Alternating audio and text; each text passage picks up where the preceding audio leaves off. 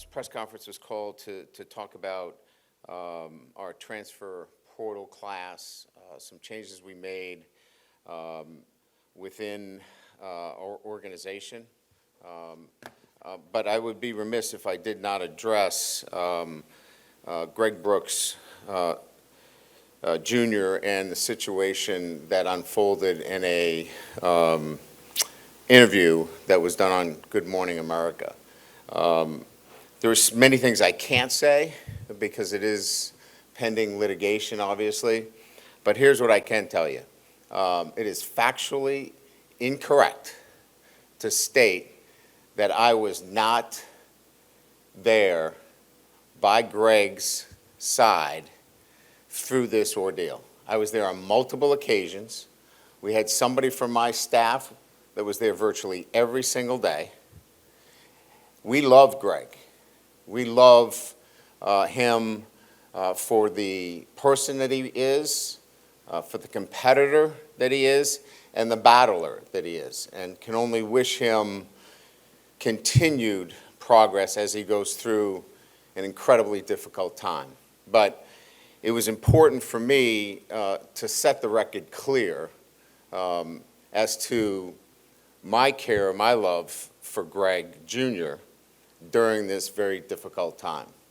And again, I want to be clear that any player that is part of this program, I am going to be involved in making sure that they receive the best care, the best support, and I'm part of that. So that was just extremely important for me to talk about. Look, you can question me as a football coach. You can question me in terms of the things that we do on the field, but off the field, as a parent, as a husband, as somebody that is actively involved in every community that I've been involved with, this is where the line is drawn with me. And that comment struck a nerve with me. It hit my heart. Because that's not why I'm in this business.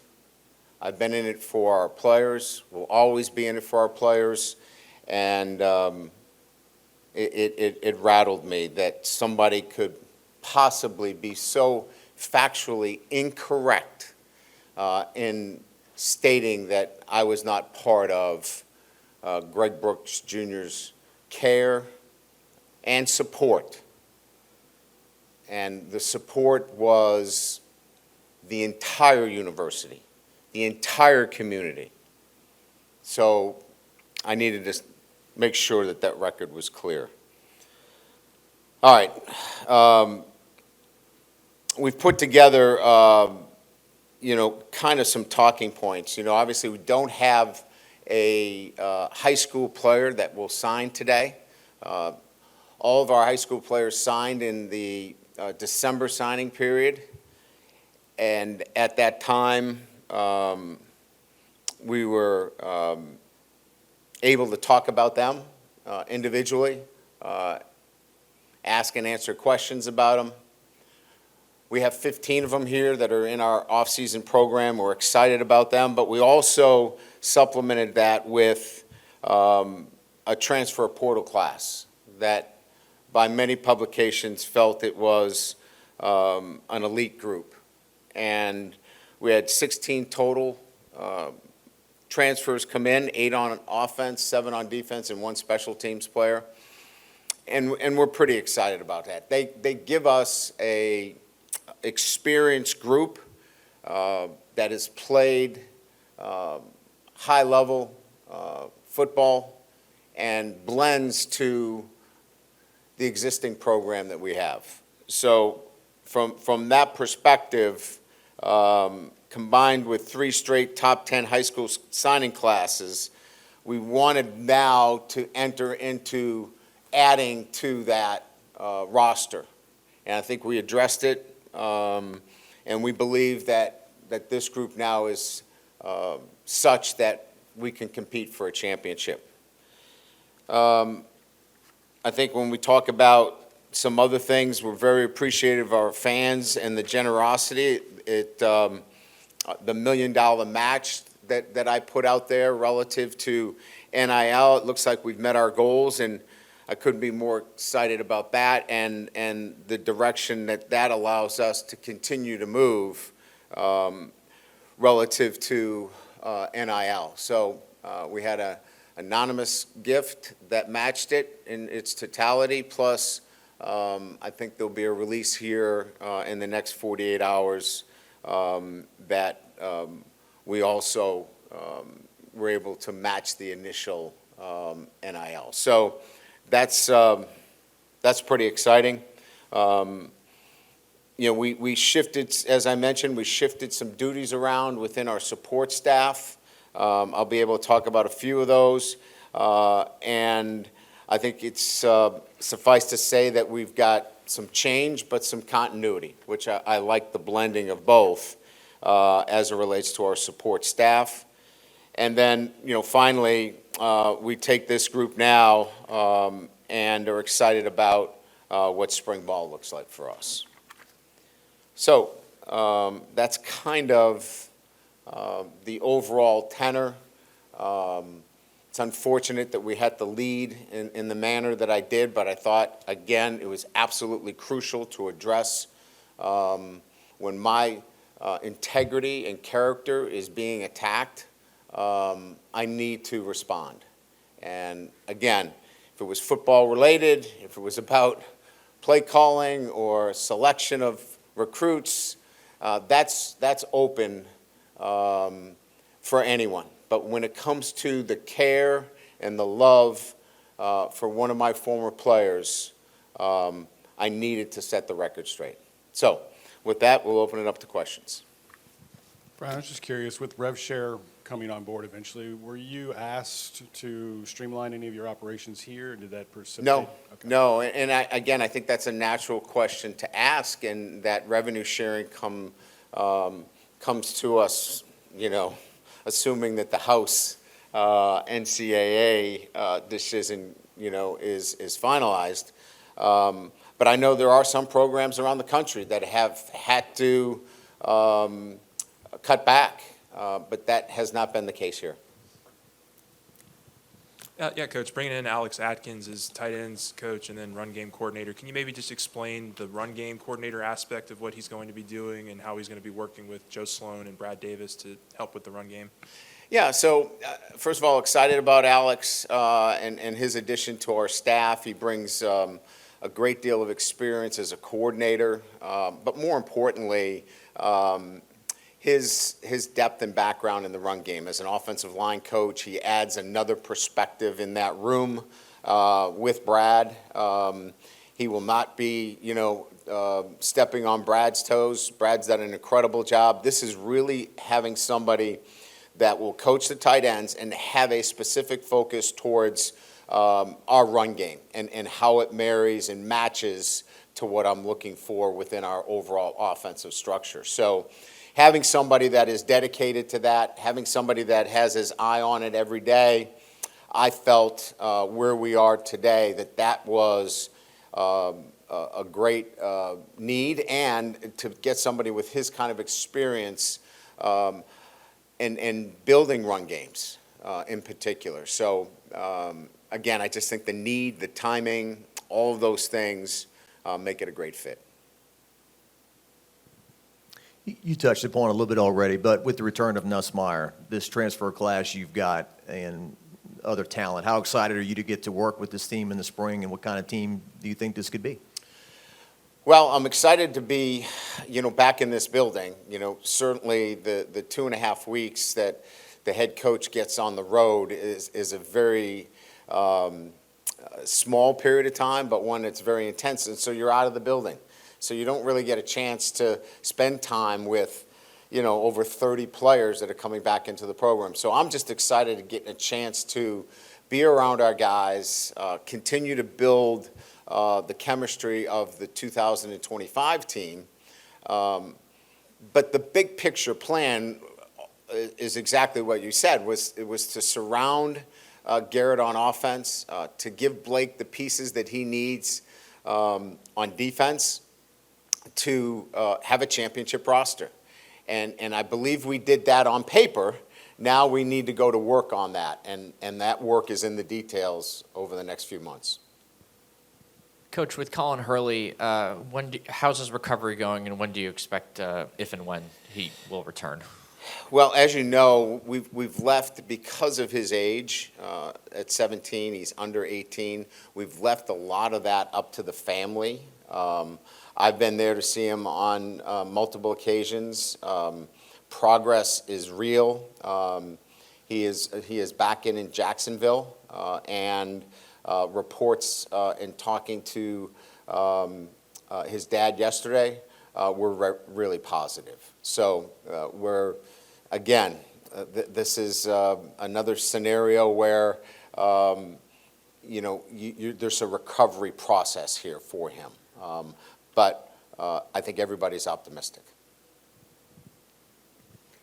Bringing in someone like Nick Anderson, a big body wide receiver, how important is that? And also, second question, bringing in Michael at the quarterback spot after having a depleted QB room, how big was that as well?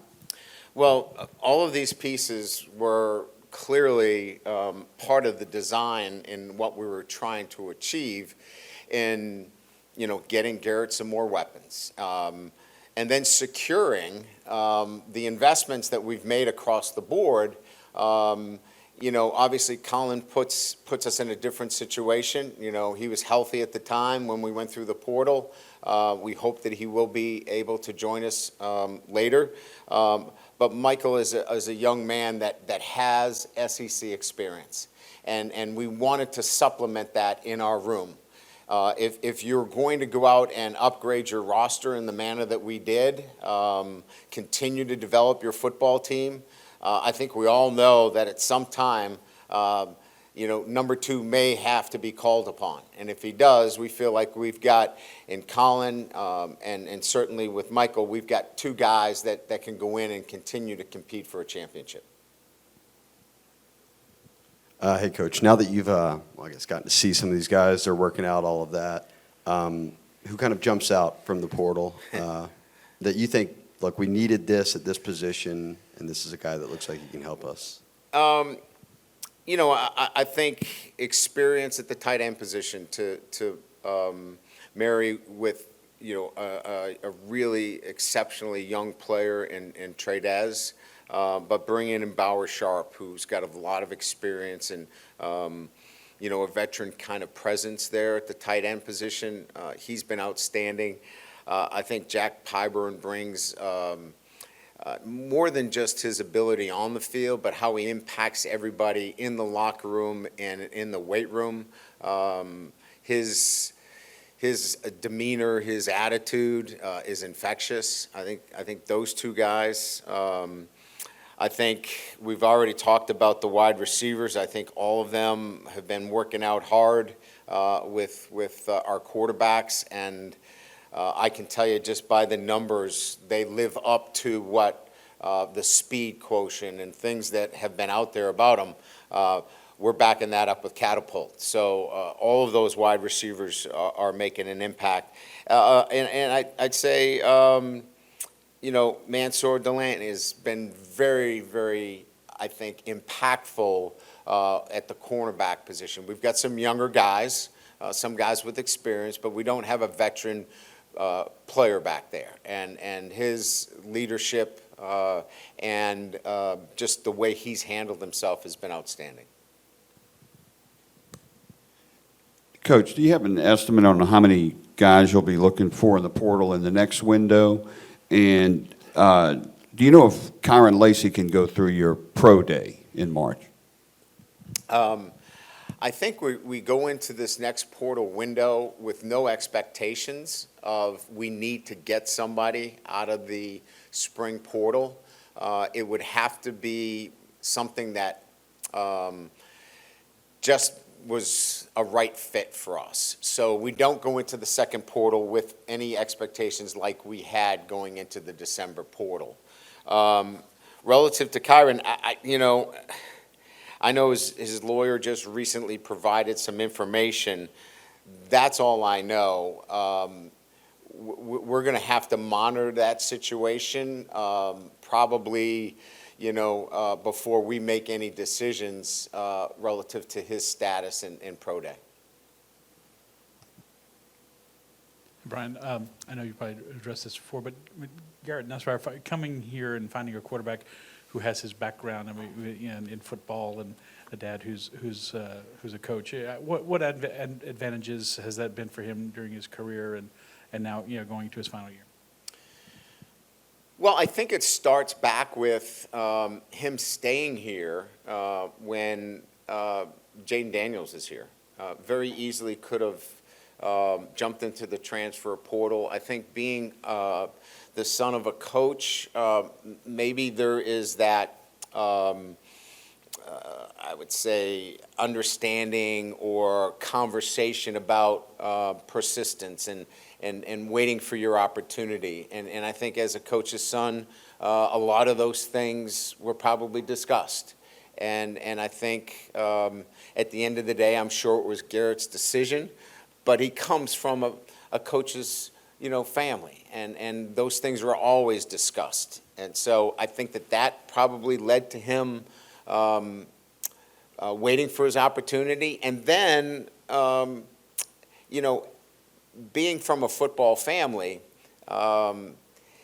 he's going to understand how the chemistry of a team and leading by example and surrounding yourself with great people is much more important than just any individual award.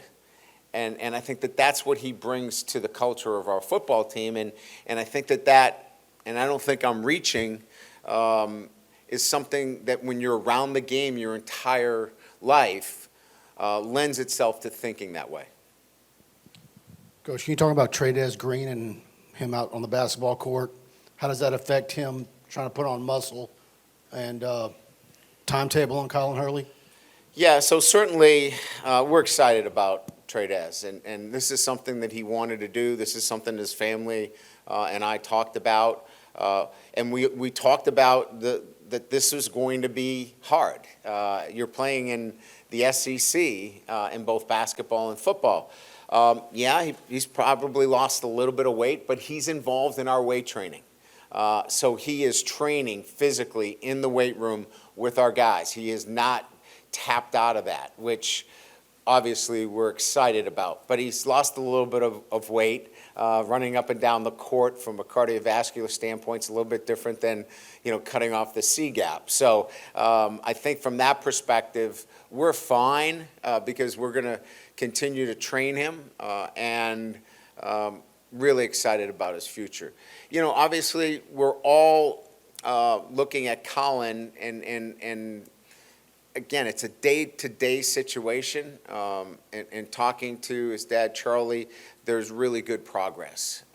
So I think we all come at from a similar perspective, is that we're hoping for the best, but don't have any certain timetable as to when he might be back. With all the staff changes that you guys have had, not just with Slade, obviously, but with Bob Diaco moving on and whatnot. So Yeah. what's the situation with the special teams and coaching and how that's going to be sort of filled out? Yeah, so I think, first of all, we've hired Aman Anad to be involved in our special teams. He was at Grambling. Really excited about him. We'll add another special teams coach to the mix there to just support that unit, those units in particular, and feel really good about that. We've added defensive analyst Noah Joseph, who's an experienced coach, both on and off the field, primarily worked with Blake at Missouri. So there's, obviously they're very familiar. He'll work in the back end of our defense. Tim Rattay, who many know probably from his time at Louisiana Tech, will work on the offensive side of the ball. We've hired another offensive assistant from Oregon, Antonio Parks. He'll work with the wide receivers. and we have a couple of others that are pending HR that I can't talk about today. But I think in total, we're talking about 8 positions, and we're excited about those that have moved on as well because they've been given great opportunities. Certainly Slade Nagel getting the chance to be a coordinator, and Bob Diaco getting a chance to work with Bill Belichick.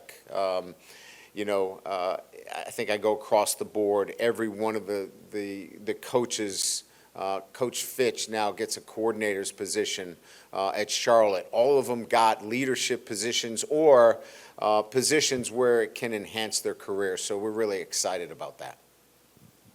With what you're moving on along the offensive line, including Mason, how important is this spring for those guys to develop the continuity needed to, hit the fall running kind of thing? And what are you seeing in that group? Yeah, so, I think we can start with, in the portal, Braylon Moore and Josh Thompson will be two that will be part of that mix in the spring.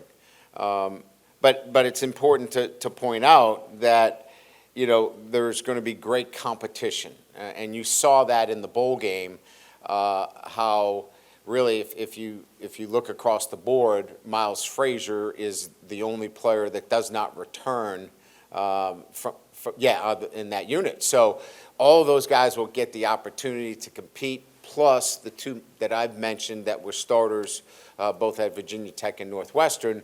We think that makes for a very competitive spring. I know this time last year we heard just how beneficial this time period was for a freshman like Ahmad Bro to put on weight and add, strength to his body. I'm just curious, early reports from the strength and conditioning staff, if there's any freshmen that have stood out in that department this year and just kind of what that looks like. I think across the board, the ability to put on good weight from a nutrition standpoint and train the physical elements necessary during this period of time. I don't think there is a freshman that we feel has not met that challenge in terms of coming in at mid-semester. I don't want to point out any one individual, but all of them have meet or exceeded the kind of growth chart, if you will, that we put in front of them. And that's really encouraging. I just want to ask you, you picked up, I think, 3 local kids, the quarterback at U-High, Picarella, Chauvin, and Silas Hall, the deep snapper. When you add guys that grew up on this and love this and you add them to their program, I mean, what positive is that for you moving forward?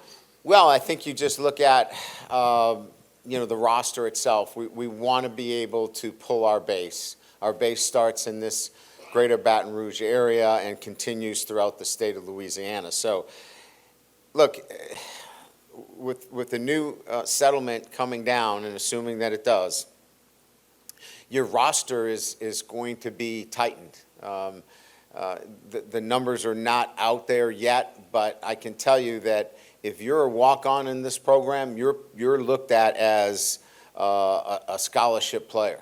Because the numbers are going to be scrutinized when it comes to the sports. So all of those guys can play here at LSU. It can help our football team, and we want to continue to find those players in the state. I guess it was in December, you were pretty outspoken saying that y'all were going to be aggressive in the portal, and then you had one of the best portal classes.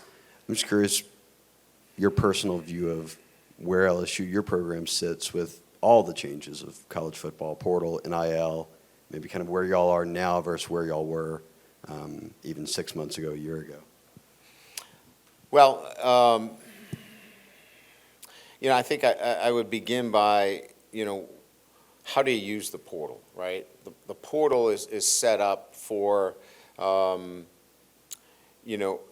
either giving kids an opportunity to play the game where they are not in a position to do so, i.e. if players leave here, they're looking for opportunities to play. The transfer portal allows you that. It also allows you the opportunity, if guys aren't meeting the elite standards of your program, then they may have to find another place to settle. On the other side of the portal, you can certainly build a roster and help your roster. I don't want our roster to be built through the portal.